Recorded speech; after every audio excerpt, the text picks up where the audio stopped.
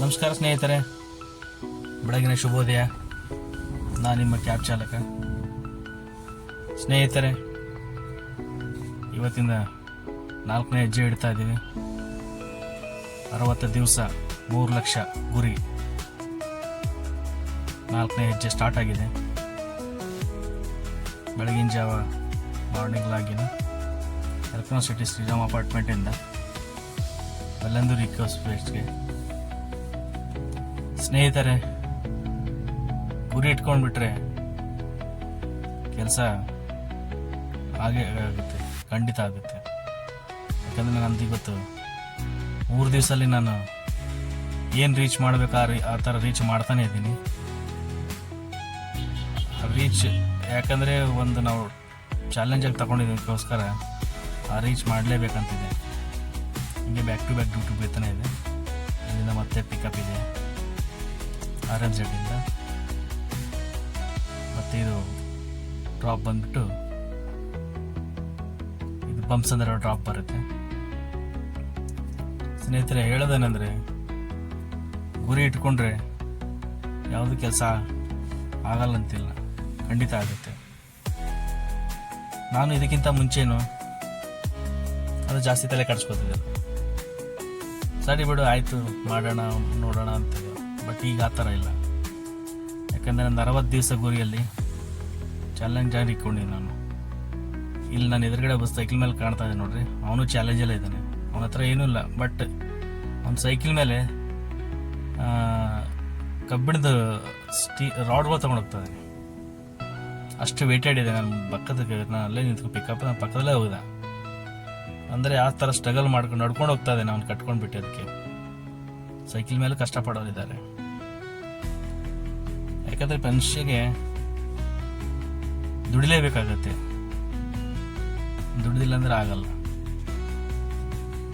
ಅದಕ್ಕೋಸ್ಕರ ಸ್ನೇಹಿತರೆ, ನಂದು ಹೆಂಗಾಗಿದೆ ಅಂದರೆ, ಚಾಲೆಂಜ್ ಮಾಡಿದ ತಕ್ಷಣ ತುಂಬ ಜವಾಬ್ದಾರಿ ಬಂದುಬಿಟ್ಟಿದೆ. ಮತ್ತೆ ಕೆಲಸ ಬ್ಯಾಕ್ ಟು ಬ್ಯಾಕ್ ಮಾಡೋಕೆ ನಿಲ್ಲಕ್ಕಾಗಲ್ಲ. ಯಾಕಂದ್ರೆ ನಮ್ಮದೊಂದು ಟಾರ್ಗೆಟ್ ಇಟ್ಕೊಂಡ್ಬಿಟ್ಟಿದೆ. ಈ ಡೇಯಲ್ಲಿ ಇಷ್ಟು ಟಾರ್ಗೆಟ್ ರೀಚ್ ಮಾಡಿದ್ರೆ ನಾವು 60 ದಿವಸದಲ್ಲಿ ಆ ಟಾರ್ಗೆಟ್ ರೀಚ್ ಮಾಡೋಕ್ಕಾಗುತ್ತೆ. 60 ದಿವಸ 3 ಲಕ್ಷ ಟಾರ್ಗೆಟ್ ರೀಚ್ ಮಾಡೋಕ್ಕಾಗುತ್ತೆ. ಚೆನ್ನಾಗಿ ಹೋಗ್ತಾ ಇದೆ ಸ್ನೇಹಿತರೆ.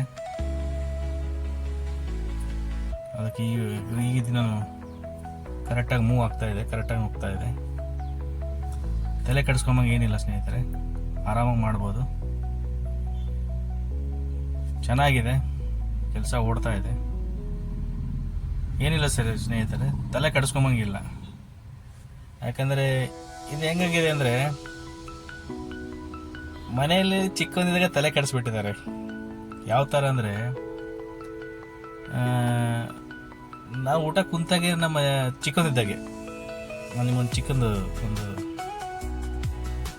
ಸ್ಟೋರಿ ಹೇಳ್ತೇನೆ. ಯಾವ ಥರ ನಮ್ಮ ಚಿಕ್ಕಂದಿದ್ರೆ ನಾವು ಎಲ್ಲರ ಮನೇಲಿ ಆಗ್ಬೋದು. ನಾನು ಅನಿಸಿ ಮಟ್ಟಿಗೆ ನಮ್ಮ ಮನೇಲಿ ಈ ಥರ ಆಗಿದೆ. ಊಟ ಕುಂತರೆ ನಮ್ಮ ಅಜ್ಜಿ ನೋಡಿದ್ರೆ ಅವ್ರೇನಂತಾರೆ, ನಾವು ವಿಭೂತಿ ಹಚ್ಕೊಂಡು ಊಟ ಮಾಡೋದು ನಮ್ಮ ಸಂಪ್ರದಾಯ.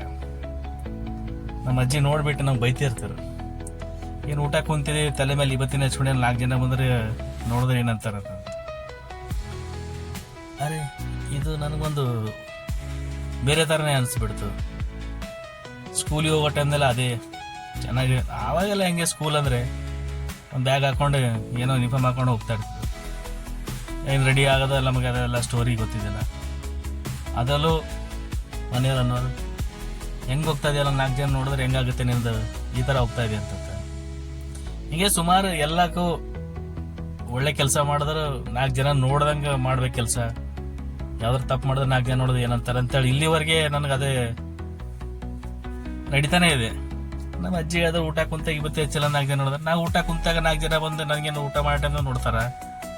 ಇಲ್ಲ, ನಾವೇ ಮನೆಯವ್ರು ಇರ್ತೀವಿ ಅಷ್ಟೇ. ಇದೇ ಸಂಪ್ರದಾಯ ಹಿಂಗೆ ಬರ್ತಾ ಹೋಯ್ತು. ನನಗೆ ಈ 4 ಜನ ತಲೆ ಕೆಟ್ಟೋಯ್ತು. ಈ 4 ಜನ ನಮ್ಗೆ ಎಲ್ಲಿ ಸಿಗ್ತಾರೆ ಅಂತ ಅರ್ಥನೇ ಆಗಿಲ್ಲ ಇಲ್ಲಿವರೆಗೆ ನನಗೆ. ನಾನು ಮೊನ್ನೆ ಒಂದು ಇದರಲ್ಲಿ ಹೋದೆ, ಮೋಕ್ಷದಲ್ಲಿ ಹೋದೆ. ಮೋಕ್ಷದಲ್ಲಿ ಹೋದರೆ ಎಲ್ಲ ಅದೇ ಬಾಡಿಗೆಲ್ಲ ರೆಡಿ ಮಾಡೋದೆಲ್ಲ ಮಾಡ್ತಾ ಇರ್ತಾರಲ್ಲ. ಮೋಕ್ಷದಲ್ಲಿ ಏನು ಸಾಧು ಎಲ್ಲ ಪೂರಾ ಸಂಪ್ರದಾಯ ಎಲ್ಲ ಮಾಡ್ತಾ ಇರ್ತಾರೆ. ಆಮೇಲೆ ಲಾಸ್ಟ್ ಟೈಮಲ್ಲಿ ಎಲ್ಲ ರೆಡಿ ಮಾಡಿ ಚಟ್ಟ ಎಲ್ಲ ಕಟ್ಟಿದ್ರೆ ಆಮೇಲೆ ಸ್ವಾಮೀಜಿ ಹೇಳ್ತಾರೆ, ಬರಪ್ಪ ಬಾಡಿಗೆ 4 ಜನ ಬಂದು ಎತ್ತರಿ ಅಂತಾರೆ. ಅಯ್ಯೋ, ನನಗೆ ಶಾಕ್ ಆಯ್ತು ಅಲ್ಲಿ. ಇವರೇ 4 ಜನನ ಇಲ್ಲಿವರೆನ ಹುಡ್ತಾ ಇದೀನಿ, 4 ಜನ ಇವರೇನಾ ಅಂತ ಅವಾಗ ಅರ್ಥ ಆಯ್ತು. ಇವರು ನಮಗೆ ಚಿಕ್ಕೊಂದಿಂದ ಹೋಗೋವರೆಗೆ ಇವ್ರು 4 ಜನ ಸಿಗೋದಿಲ್ಲ. ಅಣ್ಣ ಮೇಲೆ ಹೋಗೋರಿದ್ದಾರೆ, ಅವ್ರನ್ನ ಈ 4 ಜನ ನೋಡಿಲ್ಲ. ಈಗ ನನಗೆ ಅರ್ಥ ಆಯ್ತು, ಈಗ 4 ಜನ ಇವರೇ ಅಂದ್ರೆ ನಮ್ಗೆ ಪೂರ ಇವರು ಚಿಕ್ಕೊಂದಿದ್ದ ಪೂರ ಒಳಗಡೆ ಹೋಗಿ ಮಣ್ಣು ಮಾಡೋವರೆಗೆ ಇವ್ರು 4 ಜನ ನಮ್ಮ ಹಿಂದೆ ಇರ್ತಾರಂತ ಅರ್ಥ ಆಯ್ತು. ಅಲ್ಲಿವರೆಗೂ ನಮ್ ಕೈಗೆ ಸಿಗಲ್ಲ, ನಾವು ಮುಚ್ಚಿ ಬಿಡ್ತಾರೆ. ನನಗೆ ಅರ್ಥ ಆಯ್ತು ಇವ್ 4 ಜನ ಕತೆ ಇದಂತೇಳಿ. ಅದಕ್ಕೆ ಸ್ನೇಹಿತರೆ, ಇದು ಯಾಕೆ ಸುಮ್ಮನೆ ಒಂದು ಚಿಕ್ಕ ಸ್ಟೋರಿ ಹೇಳೋದಂದ್ರೆ, 4 ಜನ ಬಗ್ಗೆ ತಲೆ ಕೆಡಿಸ್ಕೊಂಬೋದು, ತಲೆ ಕೋಮೋದು ಬೇಕಾಗಿಲ್ಲ. ನಮ್ದು ಏನಿದ್ರು ಗುರಿ ದುಡಿಮೆ. ದುಡಿಮೆ ಇಲ್ಲಂದ್ರೆ ಜೀವನ ಇಲ್ಲ ಸ್ನೇಹಿತರೆ. ಅದಕ್ಕೋಸ್ಕರ ಬೆಂಗಳೂರು ಸಿಟಿ ಇದೆ, ಕಷ್ಟಪಟ್ಟು ದುಡ್ಲೇಬೇಕಾಗುತ್ತೆ. ಯಾರ ಬಗ್ಗೆ ತಲೆ ಕೆಡಿಸ್ಕೊಬೇಡ್ರಿ, ಒಂದೇ ಗೋಲ್ ಇಟ್ಕೊಳ್ಳಿ. ನಾನು ಗೋಲ್ ಇಟ್ಕೊಂಡೆ ಕೆಲಸ ಮಾಡ್ತಾ ಇದ್ದೀನಿ. ಒಂದು ಟೈಮ್ ಒಂದು ಟಾರ್ಗೆಟ್ ಮಾಡಿಕೊಂಡ್ರೆ ಖಂಡಿತವಾಗಿ ದುಡಿಮೆ ಇರುತ್ತೆ. ಆರಾಮಾಗಿ ಕಷ್ಟಪಟ್ಟು ದುಡಿಬೋದು. ಹಿಂಗೆ ನಾನು ಡ್ಯೂಟಿ ಮಾಡ್ತಾನೆ ಇದ್ದೀನಿ, ಬ್ಯಾಕ್ ಟು ಬ್ಯಾಕ್ ಡ್ಯೂಟಿ ಮಾಡ್ತಾ ಇದ್ದೀನಿ. ನಾನು ಟಾರ್ಗೆಟ್ ರೀಚ್ ಮಾಡ್ತಾನೆ ಇದ್ದೀನಿ ಸ್ನೇಹಿತರೆ. ಅದಕ್ಕೆ ಯಾವಾಗಲೂ ಬೇರೆಯವ್ರ ಬಗ್ಗೆ ತಲೆ ಕೆಡಿಸ್ಕೋಬೇಡಿ. ನಾವಾಯ್ತು, ನಮ್ಮ ಕೆಲಸ ಆಯಿತು. ಅದಕ್ಕೆ 4 ಜನದ ಬಗ್ಗೆ ತಲೆ ಕೆಡಿಸ್ಕೋಬೇಡಿ, ತಲೆಯಲ್ಲಿ ಹಾಕೋಬೇಡ್ರಿ. ಅದು ಇನ್ನೂ ನಡೀತಾನೆ ಇರ್ತದೆ ಮನೆಯಲ್ಲಿ. ಒಳ್ಳೇದು ಮಾಡೋದು ಕೆಟ್ಟದ್ದು ಮಾಡೋದು 4 ಜನ ಏನಂತಾರೆ, ಅವೆಲ್ಲ ತಲೆ ಕೆಡಿಸ್ಕೋಬೇಡ್ರಿ. ಕೆಲಸ ಮಾಡೋಣ, ನಿಯತ್ತಾಗಿ ಮಾಡೋಣ, ಚೆನ್ನಾಗಿರೋಣ, ಹೆಲ್ತ್ ನೋಡ್ಕೊಳ್ಳೋಣ. ಬಟ್ ಕಷ್ಟಪಡೋದು ಬಿಡೋದಿಲ್ಲ ಸ್ನೇಹಿತರೆ. ಇಷ್ಟೇ ಸ್ನೇಹಿತರೆ. ನಾನು ಸುಮ್ಮನೆ ಇವತ್ತೊಂದು ಜ್ಞಾಪಕ ಬಂತು ನನಗೆ, ಅದಕ್ಕೋಸ್ಕರ ನಾನು ಈ ಮಾತು ಹೇಳಿದೆ. ನಾನು ಸ್ನೇಹಿತರೆ, ಇದೇ ಥರ ನಂಗೆ ಸಪೋರ್ಟ್ ಇರಲಿ. ತುಂಬ ಜನ ಸಪೋರ್ಟ್ ಮಾಡ್ತಾ ಇದ್ದಾರೆ. ಎಲ್ಲರೂ ನೀವು ಈ ಟಾರ್ಗೆಟ್ಗೆ ಒಂದು ಸಪೋರ್ಟ್ ಮಾಡಿ. ಹಿಂಗೆ ಈ ಥರ ನಂದು ಡೈಲಿ ಈ ಥರ ಒಂದು ಟಾರ್ಗೆಟ್ ಗುರಿ ಇಟ್ಕೊಂಡಿದ್ದಂತೆ ವಿಡಿಯೋ ಮಾಡ್ತಾ ಇದ್ದೀನಿ. ಇಷ್ಟ ಆದರೆ ಒಂದು ಸಬ್ಸ್ಕ್ರೈಬ್ ಮಾಡಿ, ಒಂದು ಲೈಕ್ ಮಾಡಿ. ನಿಮ್ಮ ಪ್ರೋತ್ಸಾಹ ಇರಲಿ. ನಿಮ್ಮ ಪ್ರೋತ್ಸಾಹ ಇದ್ದರೆ ನನಗೆ ಒಂದು ಮೋಟಿವೇಶನ್ ಬರುತ್ತೆ. ಡೈಲಿ ಇಂಥ ಇದರಲ್ಲಿ ನಾನು ಇದು ಕೆಲಸ ಮಾಡೋದು ಖಂಡಿತವಾಗಿ ಮಾಡ್ತಾನೆ ಇರ್ತೀನಿ ರೆಗ್ಯುಲರಾಗಿ. ಒಳ್ಳೆ ಮುಂದೆ ಏನಾದರೂ ಅಪ್ಡೇಟ್ ಕೊಡ್ತಾನೆ ಇರ್ತೀನಿ ಸ್ನೇಹಿತರೆ. ಸಪೋರ್ಟ್ ಮಾಡಿ, ಪ್ರೋತ್ಸಾಹ ಇದೇ ಥರ ಇರಲಿ. ಕಡಿವರೆಗೂ ಜೊತೆಲೇ ಇರೋಣ, ಕಷ್ಟಪಡೋಣ, ಆರಾಮಾಗಿ ಚೆನ್ನಾಗಾಗಿ ಹೆಲ್ತ್ ಬಗ್ಗೆನೂ ಯೋಚನೆ ಮಾಡ್ಕೊಂಡು ಕೆಲಸ ಮಾಡೋಣ ಸ್ನೇಹಿತರೆ. ಇಲ್ಲಿಗೆ ಇವತ್ತಿನ ಈ ವಿಡಿಯೋ ಇಲ್ಲಿಗೆ ಎಂಡ್ ಮಾಡ್ತೀನಿ. ಮತ್ತೆ ನಾಳೆ